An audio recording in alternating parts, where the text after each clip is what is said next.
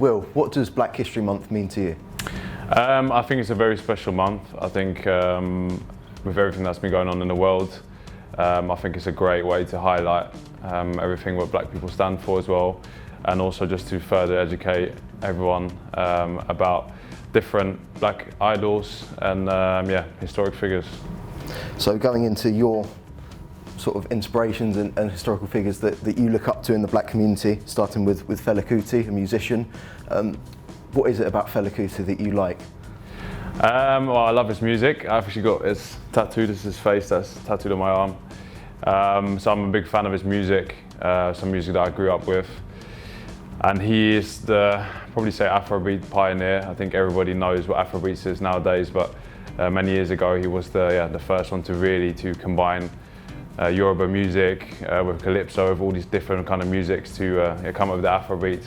So a bit more about him and his life. Obviously he was born in Nigeria, so is he a figure that a lot of people look up to in Nigeria, and I imagine he was very popular? Yeah, he was. Of course it was a bit two-sided because he got himself in trouble, but I think he's a real man of the people, so I think everybody respects what he stood for, always stood for the underdogs and fight for the people, and so yeah, he's definitely a name that is massive in Nigeria, maybe the Bob Marley of Nigerian music, definitely. So yeah, it's a great person. I'm sure that any Nigerian that you speak to, you mention Fela, they'll know who he is. So what is it about Michelle Obama that stands out to you and that makes you feel inspired? Yeah, I think in my last year when I spoke about different people that inspired me, I mentioned Barack Obama, of course, being the first black president of the United States. So yeah, Michelle Obama, I think as the first lady, was also very impactful. Someone that, in my lifetime, they were a very historic couple. And yeah, she has a different charity work that she does, many different things. Let Girls Learn, I think is probably her biggest one.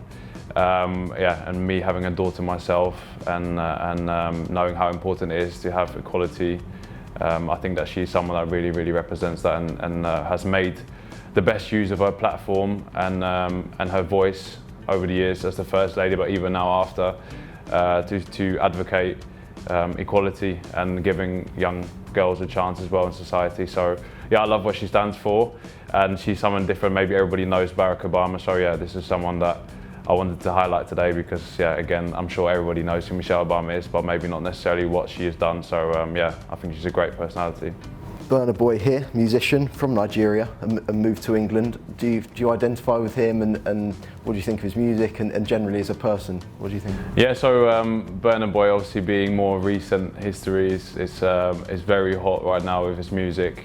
Yeah, someone that I grew up listening to in the most recent years, someone that I listen to probably on a daily basis, if it's driving to training or before a game. Yeah, I think his music inspires me as well. I think he's maybe like a modern day fella, because he also has a very strong messages in his music, and yeah, I love what he stands for. So yeah, he's a great musician. I think everybody knows who Burna Boy is as well now, because he's gone so mainstream. But even before that, someone that I love to listen to, and I'm sure that I'll continue to listen to for the rest of my life. So yeah, that's why I wanted to highlight Burna Boy, and I think he has a great connection with the UK, and obviously coming from a Nigerian heritage is someone that I can relate to. Fisayo Lounge as well, a fashion designer, and again got links to Nigeria and England.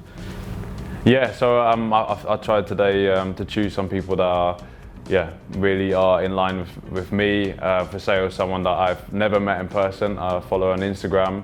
I read about her, I think last year she was in, I think top 20 Forbes, most influential woman. And yes, being a young British Nigerian clothing designer, she designed Kai Collective, which is, I think is a really cool brand. I'm still trying to get my first piece. I love a bit of fashion as well, so it's going to be something that I'll be flaunting around when I get it. So yeah, someone that I can relate to, and yeah, I love what she stands for, and being a young black woman and running her own clothing label with the success that she's had in recent years, even throughout COVID times. And yeah, seeing now that she's battling some of the bigger brands who are somewhat trying to impersonate her clothing and her trademark designs.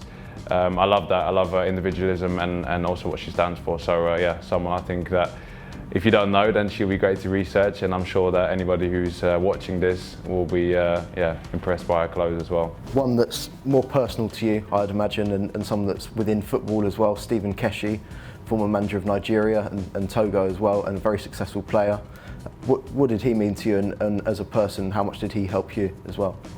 Yeah, so Stephen Keshi is someone close to my heart. He was my first manager of the Super Eagles. I made my debut under him, and then sadly a few months later he passed away, which was quite shocking at the time. And also being a central defender, he was a player that I grew up watching and looking up to. He won the AFCON as a player and as a manager, had success with Togo as well, and he was just a general, very loving and caring person. So yeah, it's sometimes difficult to come across people in the football industry that you can really relate to, have a connection with.